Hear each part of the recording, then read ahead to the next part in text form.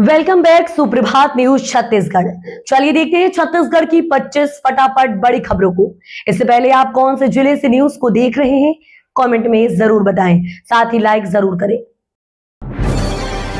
15 जुलाई से छत्तीसगढ़ विधानसभा का मानसून सत्र 5 दिनों तक चलेगा। सदन छत्तीसगढ़ विधानसभा के मानसून सत्र के लिए अधिसूचना जारी कर दी गई। मानसून सत्र 13 जुलाई से शुरू होकर 17 जुलाई तक चलेगा।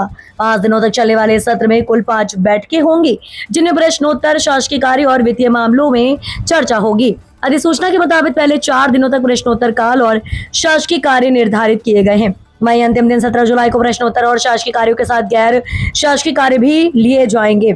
इस दौरान शायद सरकार सदन में कई अहम प्रस्ताव ला सकती है। हालांकि इसके बारे में सरकार की तरफ से कोई जानकारी नहीं दी गई है। रायपुर समेत 6 शहरों में जर्जर सरकारी जमीनों पर बनेगी आधुनिक सुविधाओं वाली मिनी स्मार्ट सिटी। राजधानी में अब पुराने और जर्जर शासकीय जगहों की परिसर। कितना बोल रही हो, जरा सा पढ़ने नहीं दे रही, चिल्ला चिल्ला के मम्मी तुम। रायपुर समेत 6 शहरों में जर्जर सरकारी जमीनों पर बनेगी आधुनिक सुविधाओं वाली मिनी स्मार्ट सिटी। राजधानी में पुराने और जर्जर शासकीय परिसरों की जगह आधुनिक सुविधाओं से लैस मिनी स्मार्ट सिटी विकसित करने की तैयारी शुरू हो गई है।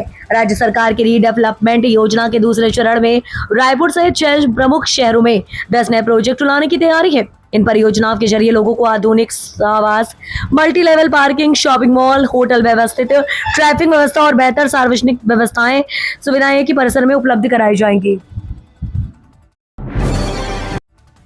आरटीओ डीडीओ को मुख्यालय छोड़ने पर रोक, बकाया टैक्स वसूली और बस संचालकों पर सख्ती के निर्देश।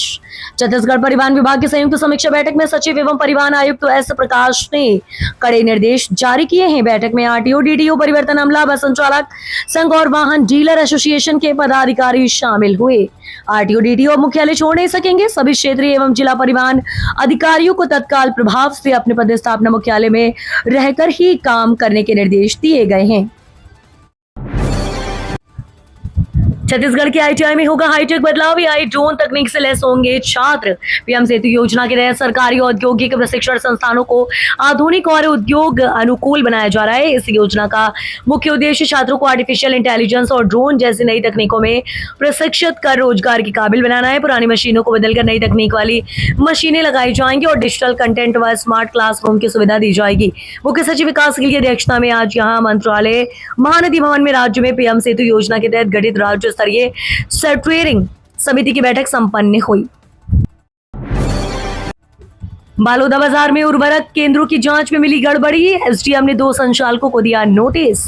बालोदा बाजार में खरीफ सीजन के दौरान उर्वरकों की उपलब्धता और वितरण व्यवस्था की निगरानी के लिए जिला प्रशासन ने कार्यवाही तेज कर दी है। कलेक्टर के निर्देश पर पलारी तहसील के भवानीपुर स्थित 2 कृषि केंद्रों का निरीक्षण किया गया, जहां रिकॉर्ड और वास्तविक स्टॉक में अंतर पाए जाने पर संचालकों को नोटिस जारी किया गया है। अनुविभागीय अधिकारी दीपक निकुंज के नेतृत्व में गठित जांच दल ने उर्वरक निरीक्षक सचिन कुमार वर्मा के साथ कृषि केंद्र भवानीपुर और न्यू पटेल कृषि सेवा केंद्र का निरीक्षण किया। जांच के दौरान कृषि केंद्र भवानीपुर में पीओएस मशीन में दर्ज स्टॉक और भौतिक स्टॉक में अंतर पाया गया। इस पर केंद्र संचालक से स्पष्टीकरण मांगा गया है। अंतर्राष्ट्रीय योग दिवस पर 21 जून को प्रदेश में स्वास्थ्य आयोग के लिए योग थीम पर होगा विशेष कार्यक्रम। योग दिवस पर इस बार 21 जून को स्वास्थ्य आयोग के लिए योग थीम पर सामूहिक योगाभ्यास का कार्यक्रम आयोजित होगा। छत्तीसगढ़ शासन द्वारा 21 जून अंतर्राष्ट्रीय योग दिवस के आयोजन को लेकर जिला मुख्यालयों से लेकर ग्राम पंचायत स्तर तक तैयारियां जिला प्रशासन की देखरेख में अंतिम चरण में है। जिला मुख्यालयों में आयोजित सामूहिक योगाभ्यास के कार्यक्रम में राज्यपाल, मुख्यमंत्री, उप मुख्यमंत्री, गृह मंत्रीगण, सांसद एवं विधायकगण मुख्य अतिथि होंगे। निर्माण श्रमिकों के लिए विशेष रिकॉर्ड अपडेट अभियान शुरू। छत्तीसगढ़ भवन एवं सनिर्माण कर्मकार कल्याण मंडल ने पंजीकृत निर्माण श्रमिकों के हितों की सुरक्षा, पारदर्शिता बढ़ाने और विभिन्न कल्याणकारी योजनाओं का लाभ सही पात्र हितग्राहियों तक पहुंचाने के उद्देश्य से आधार आधारित ईकेवाईसी प्रक्रिया शुरू करने की तैयारी की है। इसके तहत सभी पंजीकृत श्रमिकों के रिकॉर्ड का सत्यापन और अद्यतन किया जाएगा। इस विशेष अभियान को 23 जून 2026 तक पूरा करने के निर्देश दिए गए हैं। सहायक श्रमायुक्त घनश्याम पाड़ीग्राही ने बताया कि जिले के सभी पंजीकृत निर्माण श्रमिकों को अपने मूल आधार कार्ड के साथ निकटतम कॉमन सर्विस सेंटर पहुंचना होगा। 2290 पदों पर भर्ती। इन 2 जिलों में भी रोजगारों को मिलेगी नौकरी। छत्तीसगढ़ के 2 जिलों में 18 और 23 जून को रोजगार मेले का आयोजन किया जा रहा है। यह आयोजन बेमेतरा और धमतरी में होगा। बेमेतरा में 1600 और धमतरी में 690 पदों पर भर्ती की जाएगी। जिला रोजगार एवं स्वरोजगार मार्गदर्शन केंद्र धमतरी द्वारा आगामी 23 जून को सुबह 11 से शाम 4 बजे तक रोजगार मेले का आयोजन किया जाएगा। कंपोजिट भवन स्थित जिला रोजगार कार्यालय में आयोजित इस रोजगार मेला में निजी क्षेत्र के नियोजकों द्वारा field officer, collection officer, assistant manager, security guard, deputy acquirer, बीमा सखी एवं इंश्योरेंस एडवाइजर के लिए कुल 690 पदों पर भर्ती के लिए साक्षात्कार लिया जाएगा। छत्तीसगढ़ को बड़ी सौगात, 755 करोड़ की चांपा कोरबा तीसरी रेल लाइन को मिली मंजूरी।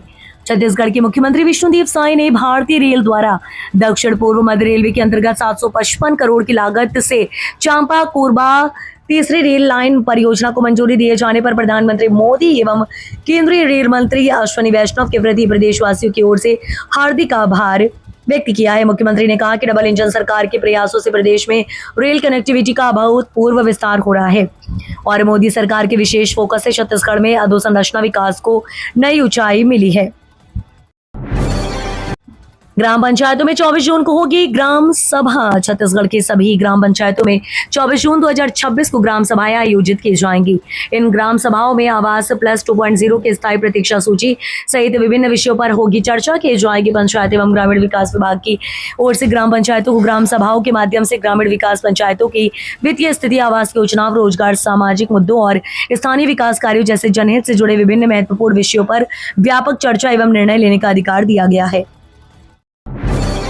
रायपुर एयरपोर्ट पर टला बड़ा विमान हादसा। लैंडिंग के दौरान एयर इंडिया फ्लाइट से टकराया पक्षी।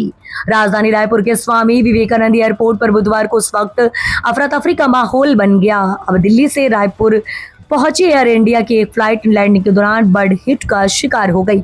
रनवे पर उतरते समय अचानक एक पक्षी विमान से टकरा गया। हालांकि पायलट की सतर्कता और सुरक्षा प्रोटोकॉल के चलते विमान सुरक्षित लैंड हो गया और सभी यात्री एवं क्रू मेंबर पूरी तरह सुरक्षित रहे। जानकारी के मुताबिक एयर इंडिया की ये नियमित उड़ान दिल्ली से रायपुर पहुंच रही थी। विमान जैसे रनवे पर उतरने की प्रक्रिया में था तभी एक पक्षी उसके संपर्क में आ गया। युवा कांग्रेस ने टोल प्लाजा की मनमानी पर मोर्चा खोला। कोरबा जिले में राष्ट्रीय राजमार्ग के टोल प्लाजाओं की कार्यप्रणाली को लेकर युवा कांग्रेस ने मोर्चा खोल दिया है। युवा कांग्रेस जिला महासचिव मधुसूदन दास के नेतृत्व में कार्यकर्ताओं ने NHAI अधिकारियों को ज्ञापन सौंपकर CG 12 पासिंग, घरेलू वाहनों और स्थानीय निवासियों को टोल शुल्क को मुक्त करने की मांग की। ज्ञापन सौंपने के दौरान NSQI जिलाध्यक्ष मनमोहन राठौर, दीपक वर्मा समेत बड़ी संख्या में युवा कांग्रेस कार्यकर्ता मौजूद रहे। संगठन ने टोल प्लाजाओं की मनमानी, कर्मचारियों के दुर्व्यवहार और सड़क सुरक्षा से जुड़े मुद्दों पर भी कड़ा विरोध जताया है। अंबिकापुर तक बनेगी 4 लेन सड़क। कलेक्टर ने 30 गांव में जमीन की खरीदी बिक्री पर लगाई रोक। सरगुजा कलेक्टर ने राष्ट्रीय राजमार्ग 130 के तहत आने वाले गांव में कुछ समय के लिए जमीन की खरीदी बिक्री पर रोक लगा दी है। बता दें कि राष्ट्रीय राजमार्ग 130 के उत्तरायण एवं 4 लेन निर्माण कार्य शुरू किया जाएगा। इसके तहत कलेक्टर ने जमीन दलालों पर नकेल कसने के लिए ये बड़ा फैसला लिया है। इस फैसले से कार्य सुचारू और समयबद्ध रूप से पूरा करने के उद्देश्य से कलेक्टर अजीत वसंत ने प्रभावित क्षेत्रों में भूमि के क्रय विक्रय, हस्तांतरण, खाता विभाजन तथा परिवर्तन पर तत्काल प्रभाव से प्रतिबंध लगाने के आदेश जारी किए हैं। धर्मांतरण विवाद पर भड़का नारायणपुर। 20 जून को जिले में बंद रैली और चक्का जाम का ऐलान। नारायणपुर जिले के ग्राम भरड्डा में घटित एक प्रकरण को लेकर सर्व समाज में गहरा रोष व्याप्त है। इस संदर्भ में नारायणपुर में सर्व समाज की एक महत्वपूर्ण बैठक आयोजित की गई, जिसमें जिले के विभिन्न सामाजिक संगठनों के प्रतिनिधियों, जनप्रतिनिधियों तथा प्रबुद्ध नागरिकों ने भाग लेते हुए मामले पर गंभीर दक्षता व्यक्त की है। भरड्डा का ये मामला पिछले कुछ दिनों से पूरे क्षेत्र में चर्चा का विषय बना हुआ है। इससे पूर्व भी ग्रामीणों द्वारा पुलिस प्रशासन से निष्पक्ष एवं कठोर कार्रवाई की मांग की जा चुकी है। 27 जून को भिलाई में सजेगा बॉलीवुड अभिनेता सोनू सूद का मंच। मानवता सेवा और सामाजिक सरोकारों को समर्पित कार्यों के लिए देश भर में पहचान बना चुके बॉलीवुड अभिनेता एवं समाज सेवी सोनू सूद एक बार फिर छत्तीसगढ़ के लोगों के बीच पहुंचने वाले हैं। सोनू सूद चैरिटी क्लब भिलाई द्वारा आयोजित बहुप्रतीक्षित SSCC एनुअल मीट 2026 की तारीख का आधिकारिक ऐलान कर दिया गया है। ये विशेष आयोजन आगामी 27 जून 2026 को भिलाई में आयोजित होगा, जिसमें सोनू सूद की विशेष उपस्थित कार्यक्रम का मुख्य आकर्षण रहेगी। पुलिस विभाग में बड़ा फेरबदल, 125 अधिकारियों कर्मचारी को किया गया इधर से उधर। बलरामपुर रामानुजगंज जिले में पुलिस विभाग में बड़ा प्रशासनिक फेरबदल किया गया है। पुलिस अधीक्षक वैभव बैंकर ने स्थानांतरण आदेश जारी करते हुए कुल 125 पुलिस अधिकारियों और कर्मचारियों का तबादला किया है। जारी आदेश के अनुसार 10 सहायक उप निरीक्षक का स्थानांतरण किया गया है। इसके अलावा 15 प्रधान आरक्षकों को भी नई पदस्थापना दी गई। वहीं 85 आरक्षकों को और 15 महिला आरक्षकों का भी विभिन्न थाना व चौकियों में तबादला किया गया है। यह तबादला बलरामपुर, रामानुजगंज, राजपुर, शंकरगढ़, चगलगी, कुसमी, सनावल सहित जिले के कई थाना क्षेत्रों में किया गया है। छत्तीसगढ़ में 51 लाख घरेलू उपभोक्ताओं में से 41 लाख पर नहीं पड़ेगा बिजली की दरों में बढ़ोतरी का प्रभाव। प्रदेश सरकार द्वारा चलाई जा रही विभिन्न राहत योजनाओं के कारण बिजली की दरों पर घरेलू उपभोक्ताओं पर सीमित प्रभाव ही पड़ेगा। प्रदेश के करीब 51 लाख घरेलू उपभोक्ताओं में से 41 लाख को इन योजनाओं के कारण राहत का लाभ मिलेगा। प्रदेश में 14 लाख बीपीएल परिवारों को 30 यूनिट तक बिजली निःशुल्क उपलब्ध कराई जा रही है, जिसका पूरा खर्च राज्य सरकार वहन कर रही है। इसके अलावा 26 लाख परिवारों को 200 यूनिट तक की खपत पर 50% तक की छूट दी जा रही है। छत्तीसगढ़ में डीएपी खाद की किल्लत से किसान परेशान। खरीफ सीजन की शुरुआत के साथ पलारी क्षेत्र के किसान डीएपी खाद की गंभीर कमी का सामना कर रहे हैं। धान की बुआई का समय नजदीक आने पर भी खाद वितरण केंद्रों पर किसानों को घंटों इंतजार करना पड़ रहा है, जबकि पर्याप्त मात्रा में खाद उपलब्ध नहीं हो पाई। कई किसानों का आरोप है कि पर्ची काटने और राशि जमा करने के बावजूद उन्हें डीएपी नहीं मिल पा रही है, जिससे उनकी नाराजगी बढ़ रही है। जनजातीय गौरव को सहेजते हुए विकास के नए आयाम गढ़ रही सरकार।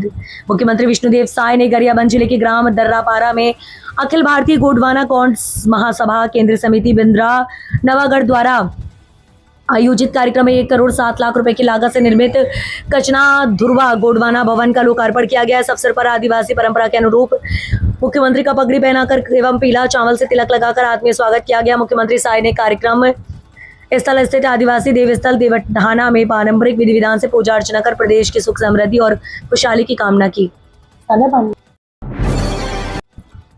ट्रैफिक पुलिस का बड़ा अभियान, 50 से अधिक ई रिक्शा और ऑटो चालकों पर कार्रवाई। शहर की यातायात व्यवस्था को सुचारू बनाने और आम लोगों की सुरक्षा को ध्यान में रखते हुए ट्रैफिक पुलिस ने विशेष अभियान चलाकर 50 से अधिक ई रिक्शा और ऑटो चालकों के खिलाफ कार्रवाई की। जांच के दौरान कई चालक बिना वैध लाइसेंस, निर्धारित वर्दी और आवश्यक दस्तावेजों के वाहन चलाते पाए गए। बताया जा रहा है कि शहर की सड़कों पर बड़ी संख्या में ऑटो और रिक्शा चालक बेतरतीब तरीके से वाहन चला रहे हैं, जिससे विभिन्न चौक चौराहों पर आए दिन जाम की स्थिति बन रही है। यातायात नियमों के उल्लंघन और अव्यवस्थित संचालन को देखते हुए ट्रैफिक पुलिस ने सख्ती दिखाते हुए चालानी कार्रवाई की है।